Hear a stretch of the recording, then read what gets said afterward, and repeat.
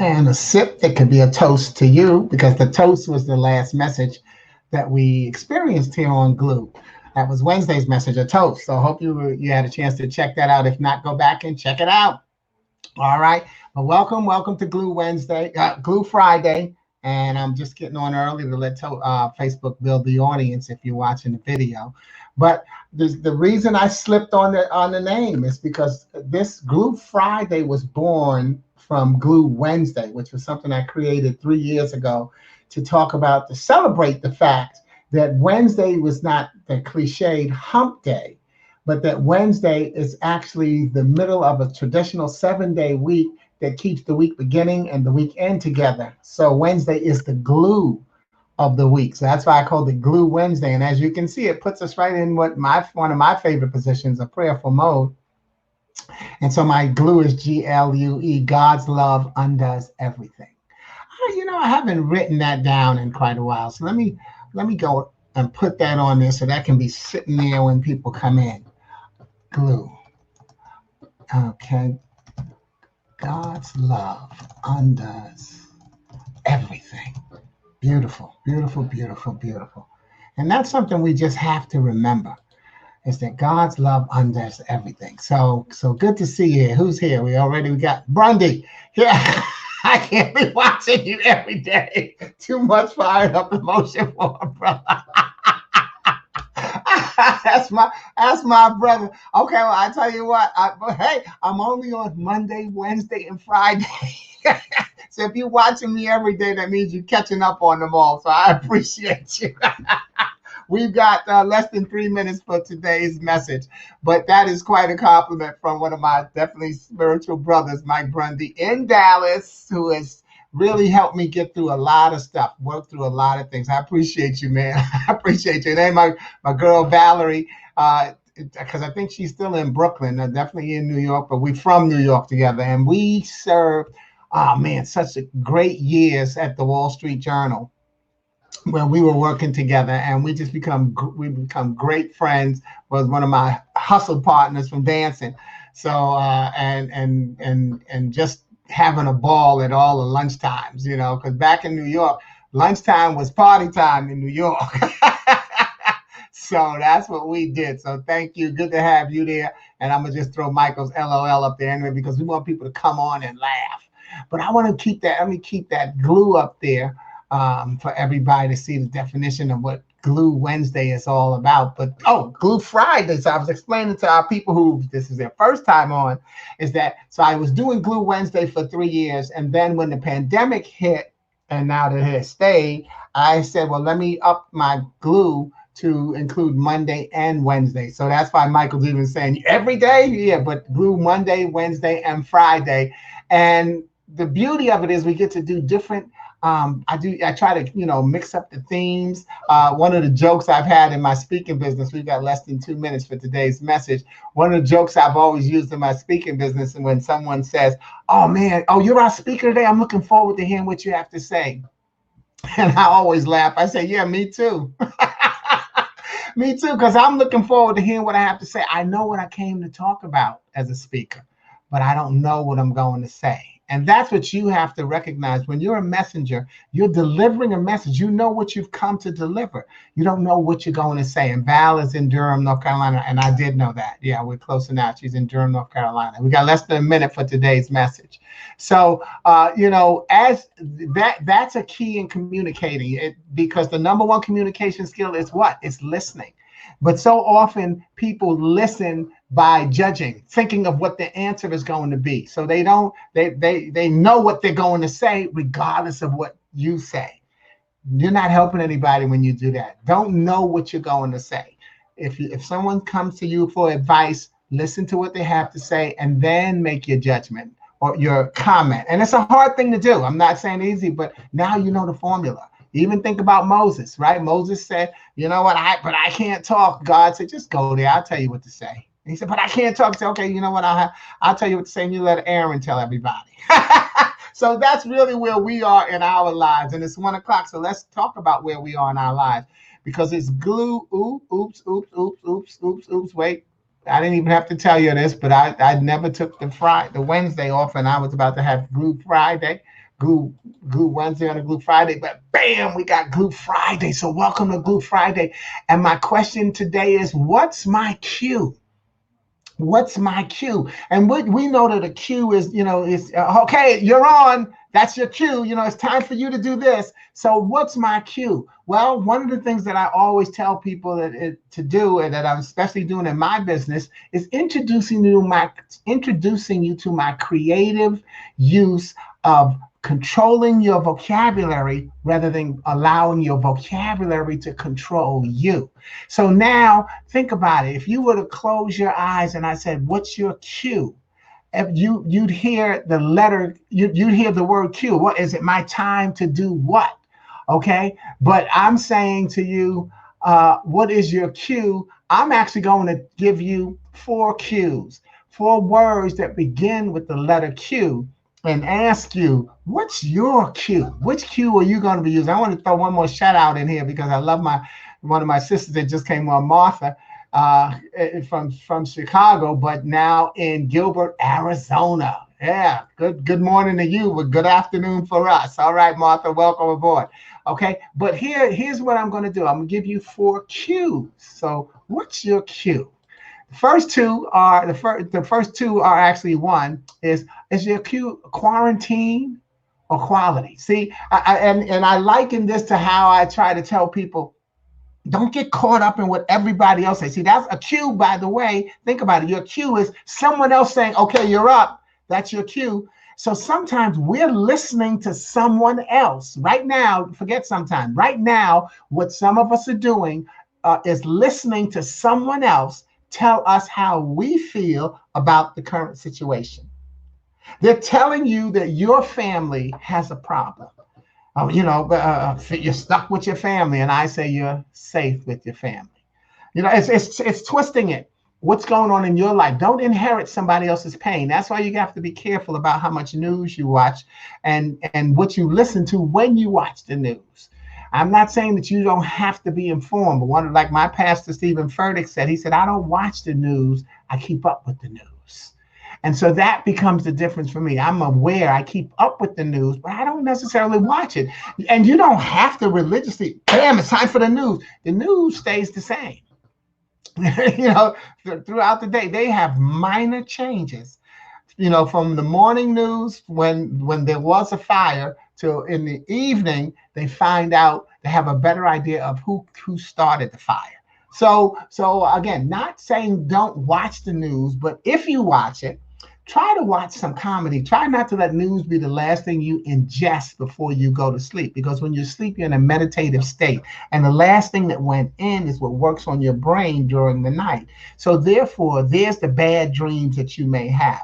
Watch your news if you have to watch it at night, and then watch some comedy for the 30 minutes before you go to sleep. And I add it's prescribed comedy, but I also say watch something you like, because you can find a show. Every show has some comedy in it. Nobody's trying to give you a show where it's just strict, tough message the whole time. There's always some comedy in. There's a character who makes you laugh or something stupid that happens. Okay, so try to watch something that you enjoy. I'm going to give you my suggestion, my prescription that I'm using right now, because I heard one speaker say that a good question to ask people is, what are you binging on? What have you been binging on TV since the pandemic? And one of the shows that I've chosen to binge on, which I never used to watch, I found it and I've now binged on it, is called The Good Doctor. And I mentioned that at either last broadcast or 2 before, but The Good Doctor is about an autistic doctor. But his autism is being used as a blessing to make him a marvelous surgeon. So what are you binging on? But I bring that, how does that wrap into my cues of quality, quarantine or quality? This is what I'm saying to you. Are you in quarantine? Let me tell you, quarantine, Google definition. That's what I did with these today. And quarantine separates and restricts the movement of people who were exposed to a contagious disease to see if they become sick. These people may have been exposed to a disease and do not know it, or they may have the disease but do not show symptoms. Quarantine is used to keep someone who might have been exposed to COVID-19 away from others. See, that was the I move right into the generic description to the specific of right now. And it goes on to say that quarantine prevents spread of disease that can occur before a person knows they are sick or if they are infected with the virus without feeling symptoms. People in quarantine, and here's the point I want to make, should stay home, separate themselves from others, monitor their health, and follow direction from the state or local health department. If that's not your situation, then why are you calling yourself quarantined? Or are you at home with symptoms? Have you separated yourself from your family? Okay. Have you and you're monitoring your health and following the instructions of CDC? So don't put your family in that boat. Yeah, maybe y'all are in the house now, but quarantine doesn't just separate you from the outside. Quarantine will also separate you from the inside. So if that's not what's going on in your family, don't use the word. And yes, I said don't use it. But again, it's because we're caught up in what's your cue? That's your cue. Say you're quarantined. See, we're listening to what someone else is saying. And we're using the language. And yeah, oh, well, everybody knows what I'm talking about. Yeah, they do. But you know what? You speak to your spirit, and your spirit doesn't always know about sarcasm. Just like we have to keep remembering that there's no sarcasm emoji or button on email or in text messages. And then you have to let people know what your feeling is behind almost everything that you write. So therefore, your spirit doesn't always know when you're being sarcastic, okay? Because your spirit is just emoting. So are you really on quarantine? And that's why I say what I'd like you to do is think about quality time. Because you hear quarantine. I said this on my webinar, my Zoom call that I did on Tuesday. And if you haven't registered for next Wednesday, you still can. It's Change, Masters of Change, Embracing Success's Challenge. And we talked about how when you hear the word quarantine, I said, well, when you hear quarantine, what's another cue word that you could be using? And we were thinking, I said, think about quarantine time and quality time. Boom. So when you hear quarantine time, think about quality. And think about quarantine, quality time that you could be spending right now. Because if you haven't separated yourself from the people you're in the house with, what can you be doing that's quality? And so amen from Valerie on that. And y'all saw when she first put it up, so you know exactly what she's amening it to. And what's my cue? Quality. Oh, thank you, Martha, repeating the message. There you go. Okay. And so that's what we have to do is, and what Martha, what you did, this is where another place where we have to go. We have to ask ourselves. See, if you're not asking yourself, you're not going to get the solution. Because if you haven't asked yourself already, you won't recognize the answer when it comes from someone else. So make sure you ask yourself, what is my quarantine? What is my cue? Quarantine or quality? I don't know, but now that I've listened to it, I want to lead toward quality. Well, here's what I'd say to you with qualities. What qualities can you observe right now about your family and your surroundings? And qualities are the standard of something as measured against other things of a similar kind, the degree of excellence of something. So what are some qualities that you are seeing in your surroundings right now? Go in and put them in the chat box if you have some time and you have some quick fingers. What are some, if you just want to think of, what are some qualities that you're seeing, that you're observing about your family? Have you noticed how someone is more meticulous than you thought they were? Have you, and I'm not saying look for the bad, I'm saying look for the good things. Have you noticed how, someone uses their downtime? Because maybe when you were away at work, you didn't see one another and you never really saw what one another did from 2 to 4. Okay, you didn't see what someone did from 10 to 12. So now you're seeing, oh, wow, this is one of the things that they do. And, find things to enjoy about the people that you love and the surroundings that you're in. What are some qualities? Now that you're home, can you see how, I remember when I used to live in Chicago, and my house there. I remember one afternoon sitting there, and I ended up writing a poem about it because I just started looking. I sat in my backyard, and it came to me, and I just wrote, "All animals do all day is survive." Because I just watched that the squirrel run and pick up a piece of branch and go somewhere, and the birds fly and pick up a piece of straw or grass and go to make the nest. And I just watched it, and they just come back and forth back. So I said, all animals do all day is survive. See, so what are some qualities that you are now seeing that you're home?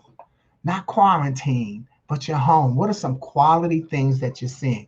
And now, after you go from, what is your cue? Let's move from quality or quiet, because you're getting some quiet time. Is that one of the qualities that now you see you could even you may need to be better at spending quiet time? One of the things that I do, I listen to a classical music station. So sometimes I really don't hear it. It's like what they call it, dentist music. Okay, sometimes I don't even hear it, but then every now and then I'll hear them give a historical fact about Beethoven and Bach, and Tchaikovsky, about when they were a child. So that's the type of noise that's coming in my house and in my ear and in my spirit. So what are you doing with your quiet? Are you letting one of the qualities that you now see in yourself is how comfortable you are in quiet? Because I remember when I was in high school, one of the papers I had to write in my English class, God bless Father Farrell, who I just heard is alive. He's now been restricted to a home for because of his illness. But he was one of oh God, he was a wonderful English teacher, and you had him for senior English, and it's like, oh God, Father Farrell. And we had a book called Walden's Retreat by Henry David Thoreau, the philosopher, and our assignment, it was this thick book like a small pocket dictionary or thesaurus, and we only used it one time, and the assignment was thumb through, pick a quote, and write a paper about it. And so I flashed the pages and picked the quote, never forgot it. My paper was on the quote, "There's no companion so companionable as solitude." And I wrote a wonderful paper about the joy of solitude. And on my paper, my A+ paper, he commented, "It's hard to believe someone as outgoing as you could have such an appreciation for solitude and quiet." So sometimes that's what you need to know about yourself. How am I when in quiet? Because now I'm just restricted to me and my thoughts. This is where you have to be careful of the negative self-talk. This is where you can't be beating yourself up for the things that you did. This is where you could be pumping yourself up for the things that you've done and that you hope to do again. So quiet time is important. Make sure you get your quiet time and then you use it. Thank you, Bruce. Great message. And that message, what's the most important thing about that message? Is that it has to be a message that you give to yourself. It takes me back to what Val printed a little earlier. Let me see if I still got it. I think I did. Yep, there she goes. She put amen to that. And my amen is AMEN, a message everyone needs. So I connect that now to Bruce's great message. And the message that you need is that you've got to be comfortable with yourself, or you cannot be comfortable with the people around you. So find a way to value the quality time that you have in your life. And then we move from another cue. I move from quiet to where I just take quiet and you see how it's QUIET? Let's just swing that E and the T around and turn it to quite. That's what you have to enjoy the English vocabulary and use it. So from quiet time to quite. And quite is an adverb. There's two uses of quite, and I really want to look at this. Quite is an adverb, and it says to the utmost or most absolute extent or degree, absolutely or completely. Use it in a sentence, it's quite out of the question, absolutely out of the question. Or to a certain or fairly significant extent or degree. Fairly. It's quite warm in here. So someone could be feeling it's warm in here and someone could feel that it's just the right temperature. Out of the question, Boom. That's a one-way conversation. You ask me something, out of the question, quite out of the question. So quite. But quite is also an exclamation. So those were the adverb, but it's also an exclamation, expressing agreement or understanding of a remark or statement. I don't want to talk about that now. Quite. It's almost as saying, I don't want to talk about it now. Quiet. But it's, I don't want to talk about that now. Quite. So I really don't want to talk about that right now. And we talked about communication, how listening is so important. Sometimes the reason we don't want to talk about it is because the person who wants to talk about it with us, we know is not really listening. Or we've decided that they don't listen, or because they've shown us that they don't listen, whatever it is. But it's something that I quite really don't want to talk about that right now. So thank you, Val. Powerful statements, and we can add that to every single thing we make. You make powerful statements, but don't minimize the power in your statement.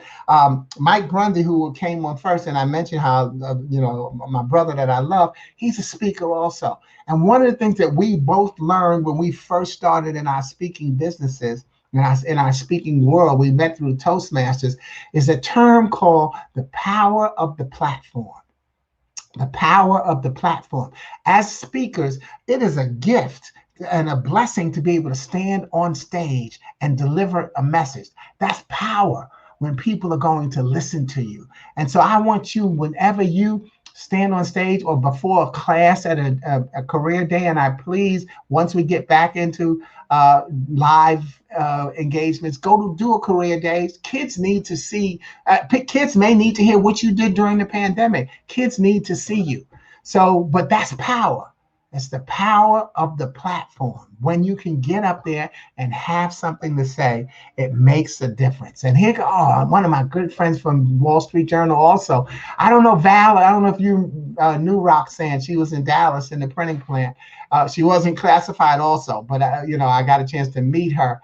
And thank you for your special message. And I love her special voice. Val was my dancing partner. Roxanne was one of my singing partners. Not singing partner because I couldn't sing. Roxanne can sing. And so whenever I go to Dallas, I would definitely try to hang out with Roxanne and Roxanne. And I know we always loved your good buddy Mitch.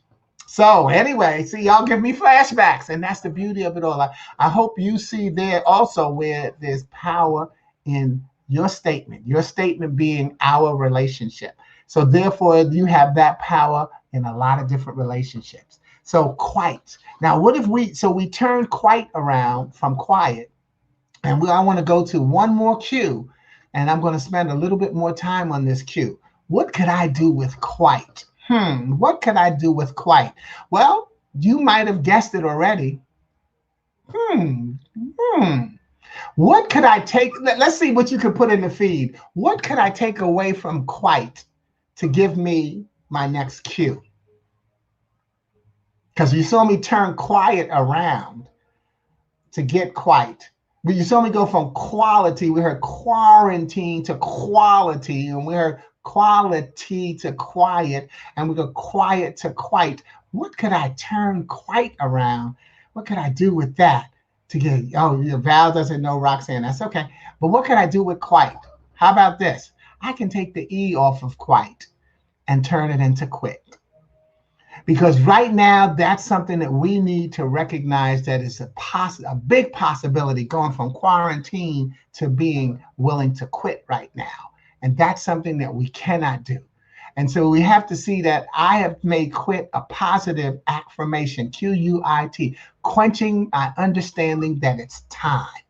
See, I'm going to talk about it. I'm going to talk about quitting being time to leave a job or relationship.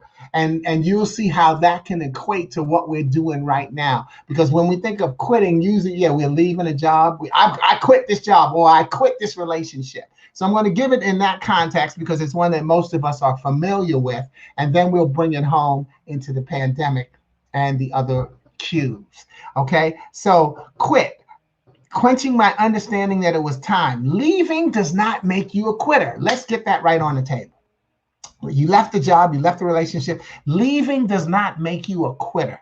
In fact, too many people wait for negativity to become the dominant aura so that they can have a gripe about a separation that wasn't working for either party in a professional or personal relationship. So they wait for there to be a problem. Oh, I'm angry. That's the worst time to decide to quit. But that might be, it might be your impetus. But a lot of times people will actually stay in something waiting for a problem so they can use anger as their means for quitting. And it's a rare general statement for me to say that, that people just do that. But because I know not every situation is cut and dry, but there is always an element of knowing yourself well enough that may have shown the signs of separation earlier. So you may have waited to, yourself well enough to know that, did you wait for a problem so you could seem angry and now I'm quitting this job or I'm quitting this person? But if you knew yourself, which you do, you're the one that knows yourself better than anybody else, there were signs earlier that said you needed to walk away, that you needed to separate. You didn't need to wait for anger to be your motivation for separating and damaging that relationship. Maybe if you had walked away earlier, there could be a different way of looking at it. I don't do regret. So I'm not saying regret your action, but always look to yourself for the answer. Okay, why did I walk away when I did? Could I have walked away sooner? And because that doesn't mean that walking away sooner would have been a good answer, because you might have walked away sooner and you might have put yourself in a worse situation. So it's not about regret, but it's about healing. It's about forgiving ourselves. Say, yeah, this is a decision that I made. That's who I was when I made that decision. Have given another chance to make a similar decision. What will I do? It will depend on who I am now. You might do the same thing, but it depends on who you are now, which again shows you why I always say, choose your messages carefully, because who you're listening to, what noise, what you're getting in your quiet time, what news you're listening to is going to determine how you're going to deal with that situation when it comes up again. And it's actually going to be a similar situation. And so how will you handle it depends on who you are inside. So here's what I wrote about that. If you're taking deep sighs every day to force yourself to get up and go to work, then you're also doing one of two things. One, you're either showing signs of that not want to be there in your just my job performance. That was when we were going into the office. You could still be doing it in your home. But when it's time to go back, will you be, okay, here I go. I'm going to go in the office. All right. I don't really want to be here, but I'm here. Hey, I'm just going to do my job. It shows. Or two, you could be making yourself sick with bitterness for your surroundings, which will lead to that number one. I'm just doing my job. I'm here. That's the same thing that's going on in your house. If you're bitter about your relationships, if you are bitter about who you're spending your time with, it shows.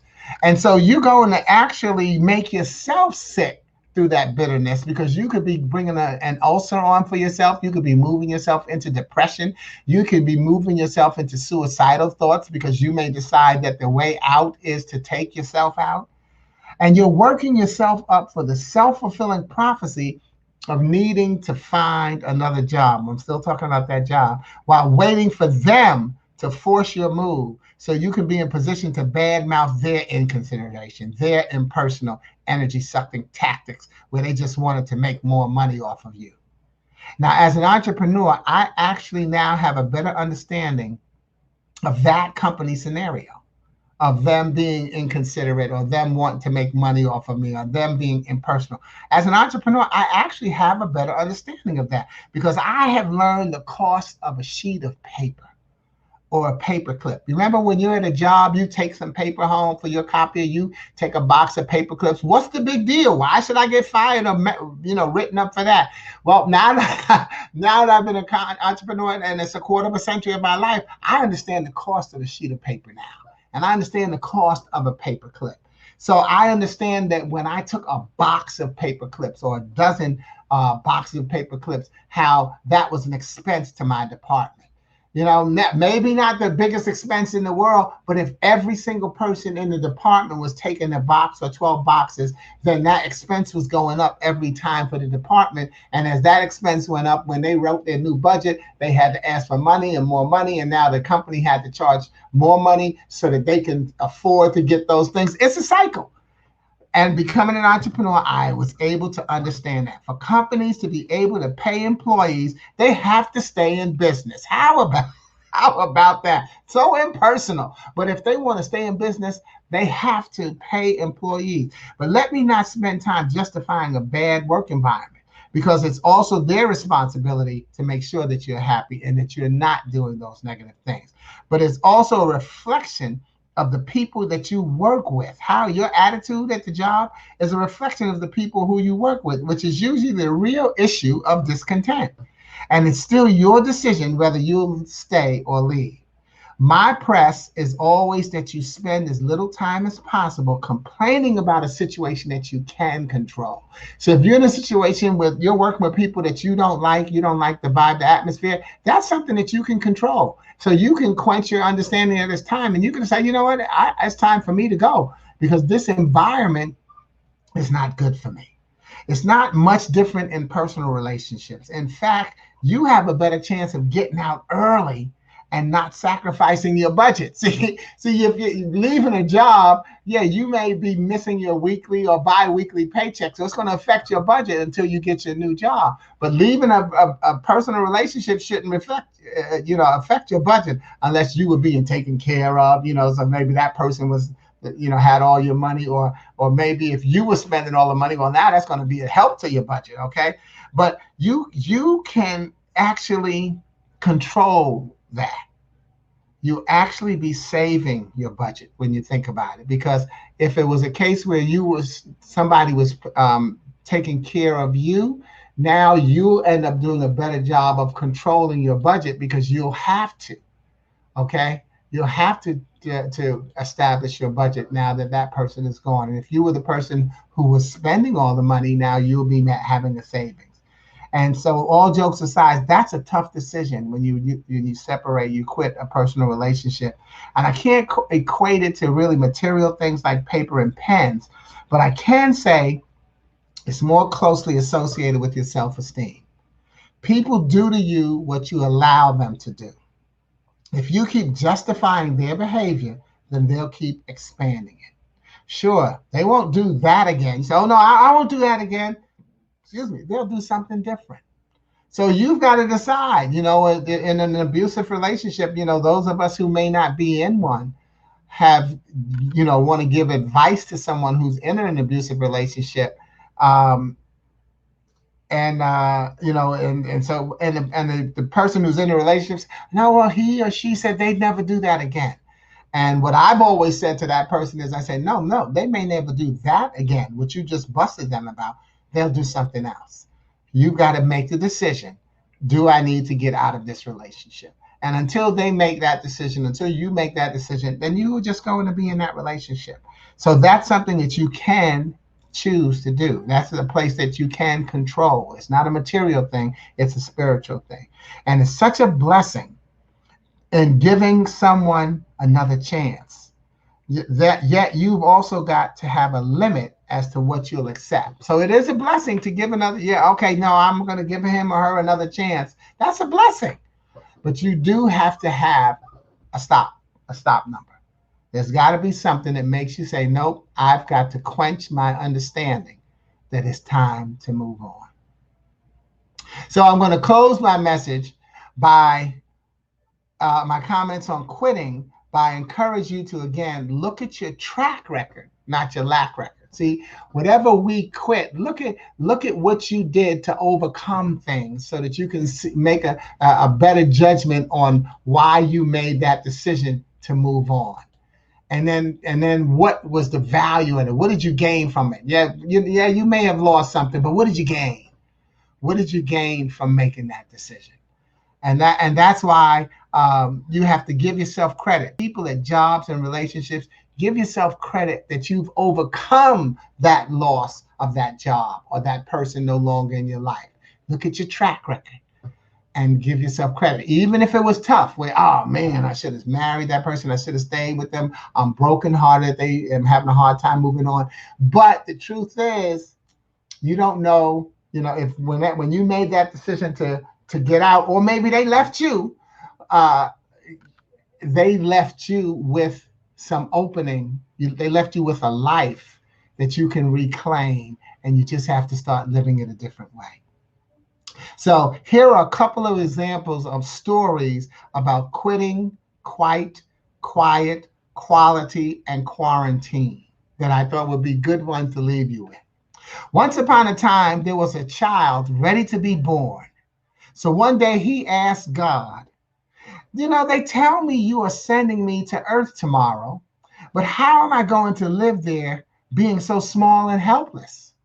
God said, among the many angels, I chose one for you. She will be waiting for you and will take care of you. But tell me, this is the kid again, but tell me, here in heaven, I don't do anything else but sing and smile. That's enough for me to be happy, isn't it? God just went on, and you will feel your angel's love and you will have a new happiness. Yeah, well, but how am I going to be able to understand when people talk to me if I don't know the language that men talk? God said, your angel will tell you the most beautiful and sweet words you will ever hear. And with much patience and care, your angel will teach you how to speak.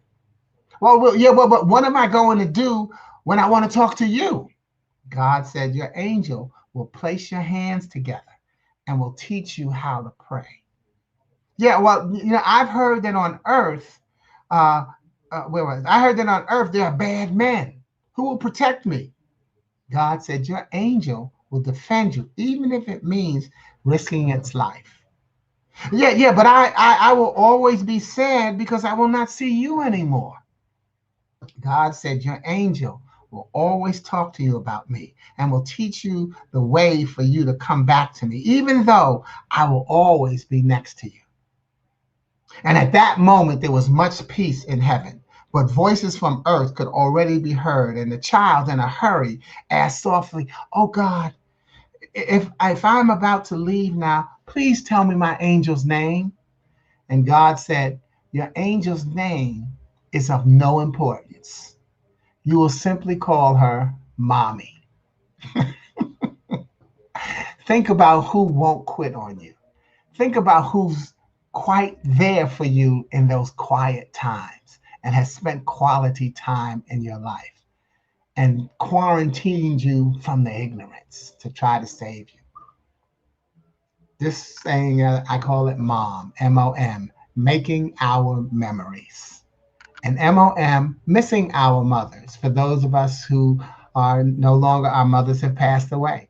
So that's a tribute to them. I don't know your relationship with your mother, but those, I'm sending that blessing to mothers, especially if you are a mother. This is how we should be seeing you, because Mother's Day is every day. And so one more thing I want to add to you is, with a cue, a young man shopping in a supermarket noticed a little old lady following him around. If he stopped, she stopped. Furthermore, she kept staring at him. She finally overtook him at the checkout, and she turned to him and said, I hope I haven't made you feel ill at ease. It's just that you look so much like my late son. He answered, oh, that's okay.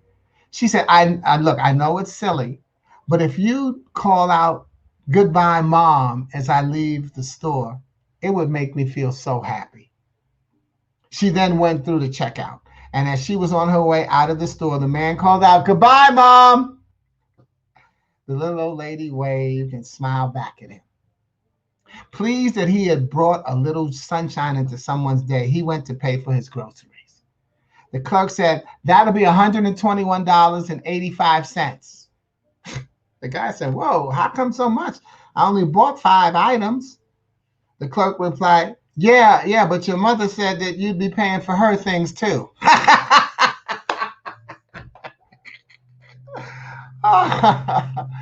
Remember, Mom is making our memories, and sometimes those memories make us smile.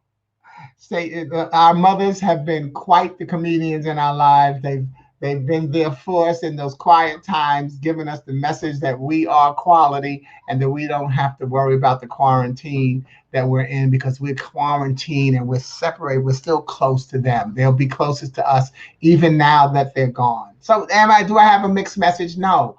I said, what's your cue? All of those are cues for us of how we could be living our lives and getting through this pandemic by thinking about the track record, how wonderful it was that we didn't quit on ourselves. Thinking about the things that we quite agreed with and quite disagreed with. Think about how we're enjoying our quiet time right now. What are we doing to learn more about who we are as quality individuals? And thinking about the safety that you can provide for other people by making sure that you do follow the CDC's rules and making sure that you do wear your mask, because you can help take care of somebody else by not being a carrier or a spreader of this virus. Because I say to us is that one of the things that we definitely should feel reassured about is that because this is a worldwide pandemic, we've got the best minds in the world working on a solution. The best scientists and the best doctors in the world are trying to find a solution for this. So make sure that you wear your mask. And I say to you, cheers. When we hear the word cheers, we may think CHEERS and applause. But I say cheers with that same thought in mind, because we're now rooting from one another from our cheers. In many cases. And so this again, like I say to you, enjoy the English language. Control your vocabulary. Don't let your vocabulary control you. You can take these words and make them mean what you need them to mean, because they do. So we're cheering for one another from our chairs. And notice what it says, from where we root for one another these days. Rooting means that we're applauding, it goes with the chairs, but we're also, some of us are rooted. We're growing into those chairs. Our butts are starting to grow roots and planting us in those seats. But make sure that you know that you're in the seat of God, because he sits on high. So you're seated with him next to you. You see that he's the angel that has been, with you all along. He's the person at the checkout the checkout line for you to say he'll pay for your groceries. There's just so many ways that you can look at this thing and not allow yourself to be down and out about it, but allow yourself to be strong. So have a good, strong end. And while others are having a weekend, you have a good, strong end. And recognize that you've made it through another week because you're strong. We've had deaths in this week. We've had tragedies. We've had bad news, but we still made it. You're strong. Give yourself credit for your strength. And remember glue, GLUE, God's love undoes everything. See you on Glue Wednesday, but I'll see you on Glue Monday, because we're getting ready to have a wonderful time this strong end. I appreciate y'all for your message, for joining me, and I appreciate y'all for the comments. And thank y'all for the trip down memory lane. Just some great friends of mine, and I'll see the other comments that go into the feed, because people still comment, when it's when they're watching the videotape. Enjoy it immensely. Thank you. Thank you, Val. God is truly using you. Yes, he is. And what a blessing to be aware of that. And that's what I want. And that's part of my message, is that, we all have to get on board and recognize that God is using us. Don't feel bad if you don't know how God is using you. That's part of how he's using you, is waiting to put you in place for you to understand, like Esther, and like Mordecai said to Esther, I've been using you for such a time as now. So don't feel like you're not in tune with God. Know that when it's time for him to say, okay, bam, this is what I've been having you on hold for, you just be ready. And I just clicked on Bruce's, thank you for the heart and the thumbs up. But Bruce is an excellent artist.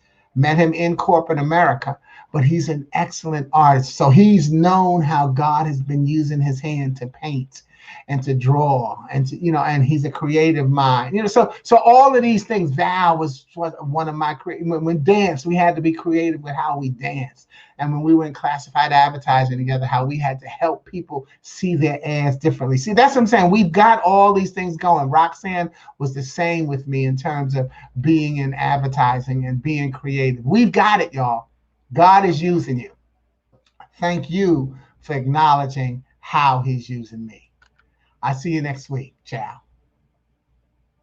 Oh, and I'm going to post it in my feed, but next Wednesday, and I'll get a chance to broadcast it and announce it again on Monday. But next Wednesday is going to be the third in my series, Masters of Change, Embracing Successes Challenge. I want you to register for it and come on in and enjoy it. Val, you already told me you can't be there. I'm all right. But I appreciate y'all for considering it. But next Wednesday at 6 o'clock Eastern. All right. All right. Over and out. God bless you. Ciao.